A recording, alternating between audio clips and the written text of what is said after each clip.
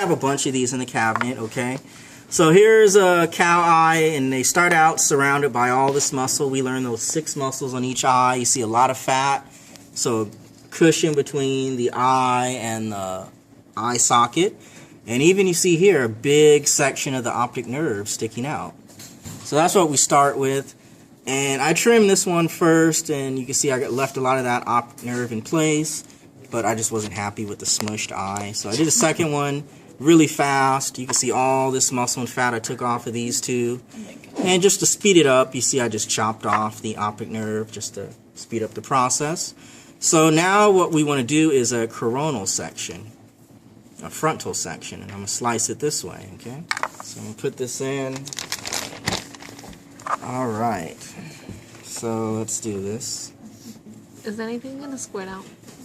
Well, that's the issue. When done properly, it won't squirt. Like if you were to put pressure and poke, but you want to cut. And the sclera is a thick, tough layer. And I just want to slowly cut through and avoid any squirting.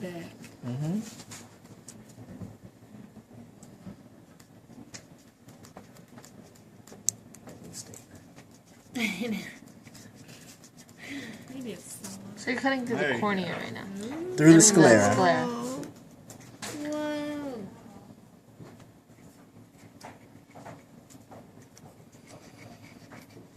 Alright, and well, I'll just keep it.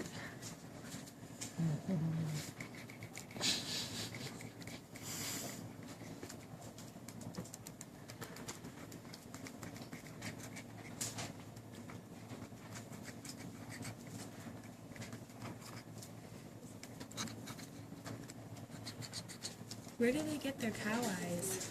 Butcher?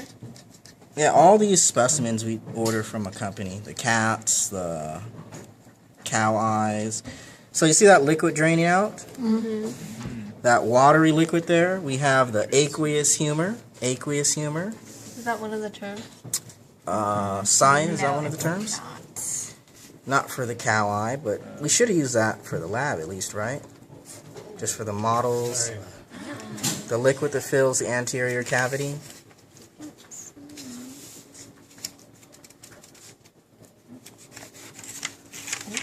Alright. So there we go. So let's go through our list. Okay. And can we get a probe? A probe. All the tools are down here. And let's just completely sever this. You want a pointy one or a... Oh, the probe. So your right hand. There we go. Alright. Okay, so let's go through the list. What do we need? Cornea. So cornea, this is the anterior portion of the eye here. And the cornea, you see, is really cloudy. Cornea is always damaged when you preserve it. So here's the, normally of course it's clear in the eye, allows light to enter. Here it's really cloudy and opaque. So the cornea. Sclera. The sclera, of course, the white part of the eye. That's what I had to really cut through. So that thick outer sclera, the clear cornea. And together, the two make up the fibrous tunic, the outside surface, okay? The iris. The iris, okay, so on this anterior portion, what we're going to do is flip it around. And then you see, I'll scoop this out. What are you scooping out? I am scooping out the Vitreous Body. Which is on the list. So that gelatinous solution, scooping out there. And here's more Vitreous Body in this portion. And I want to scoop, there we go. Alright, so here's the anterior portion. And let me just kind of clear this out a little better. So anterior, we got the clear cornea, the white sclera. And I'm going to invert it. I'm going to flip it out this way. I don't know why I eat meat. Is that the ciliary body? Well, we got a couple of things to point out. Maybe it died of natural causes. And the Sylvanus learned. I think it was butchered and the eyes are just left over. That's what I would say. I mean, you guys eat meat. That's what happens, I right? don't want to eat meat. Yeah, That's that's what fucking happens. horrible. No, it's not bad. I don't think it's bad. They're so cute. Have you ever pet one? All right, so we need what do we need? Iris? The iris. Okay, so you see that I flipped the eye, inverted this section, and the clear part that I'm touching right now, well, again, it's the cornea, right?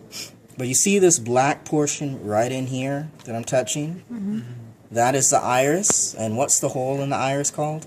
The pupil, right? Mm-hmm. So you can see this opening of the pupil, and then directly around it, the iris. Okay, iris.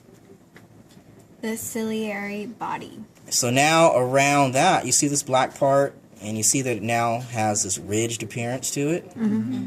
That's the ciliary body, the black part with ridges. And then smaller in size, the black, really smooth area, that's the iris. Okay? The choroid. Choroid. Okay, so we got to go to this posterior portion of the eye. And on this one, you see I left the optic nerve coming out. This one I did really quick. You could see where the optic nerve was chopped off right there. So we're on the posterior side. And a choroid, well again, the white outside, what's that called? Sclera. Alright, so I want to get in here without doing too much damage. So this black layer that I'm now lifting up here, that is the choroid. That whole. Yeah, that black layer I'm folding over. Okay. And you can see how the choroid was right against the sclera. Right? We saw that in the order just now. You were there. I was like looking where they're still. Okay, she's over there. Yeah. Kristen, we were just looking at that. So the choroid right against the sclera. Okay. The lens. The lens right there. So this is the lens, and where it used to sit.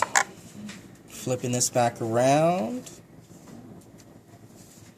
So you see the black part with the ridges, the ciliary body, and the lens used to sit roughly like so, attached by, what are those ligaments called?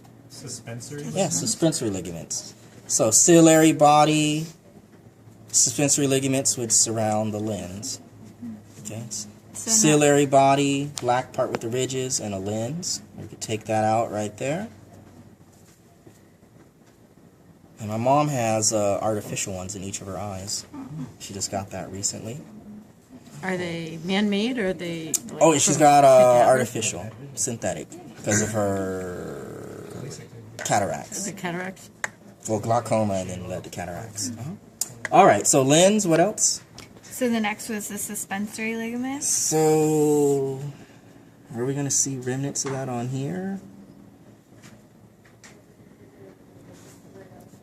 Or over here?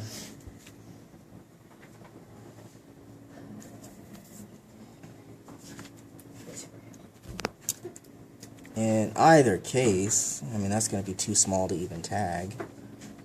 Cross it off. Okay. So the retina is next. So no suspensory. No suspensory ligaments. Basically, I'm tearing them off right here, but I mean, that's just too small to even really tag. Because ultimately, I got to be able to put a needle on all these things, right? So cross off suspensory ligaments, we'll ignore that, okay? The retina. The retina, okay. So the black thing that we lifted up earlier here, this is the choroid. And now, you see that tan color in there? Green, you mean? The tan color? And you'll see when I lift it up. And the problem is, we really just get one chance at this. This is now a nice retina that's in place. And what we're going to do is detach the retina. And it's just this thin, delicate film. Oh, the tan color.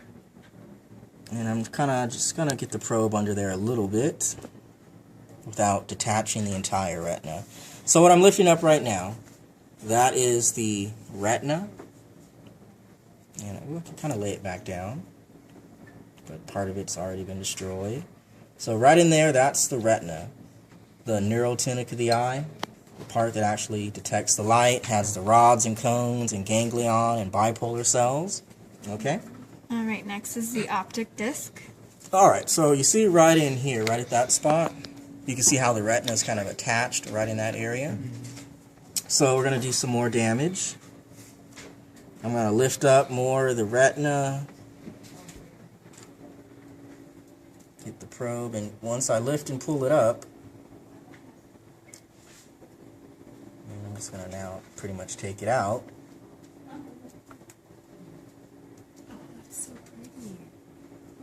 You can see now how the retina is attached at that spot. Like right in there, I lift it up, but it's still attached at that spot. That section where the retina is still attached, that is the optic disc. Okay. So I can kind of push it around now. That connection site right in there, that is the optic disc. So where the retina is attached on.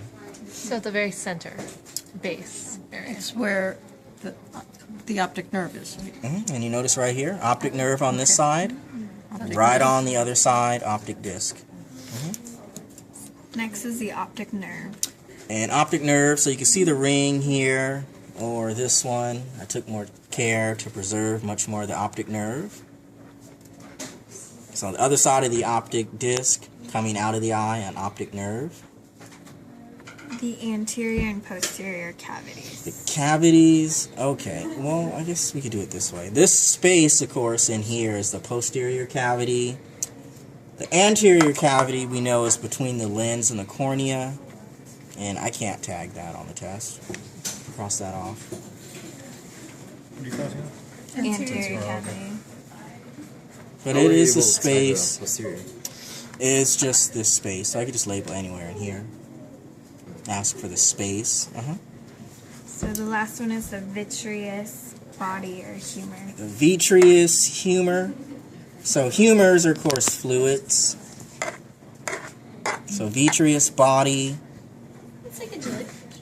Vitreous meaning without shape. So it's the liquid that you first took out. So this gelatinous solution here, and more of it down here. So of course it just takes on the shape of the space that it's in, the space of the posterior cavity. And the function of this, well, that's what held the retina in place, that thin layer of the retina, and there's all that vitreous humor, that gel that holds it in place.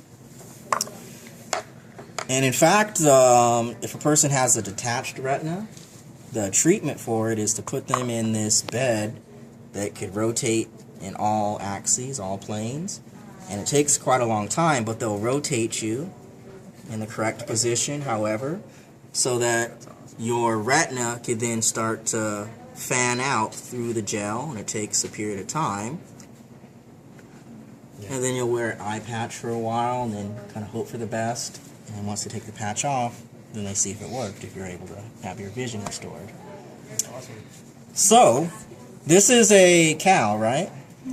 So what's all this blue stuff? Well, it's something that we don't have, so it's not on the list. But all of this blue stuff, of course, makes the interior of the eye really reflective. It's called a tapetum lucidum. Is that what cats Cool have name. too and ducks? Cats and deer in the headlights, any animal, gives them better night vision, and it gives that reflected appearance to their eyes. Cool.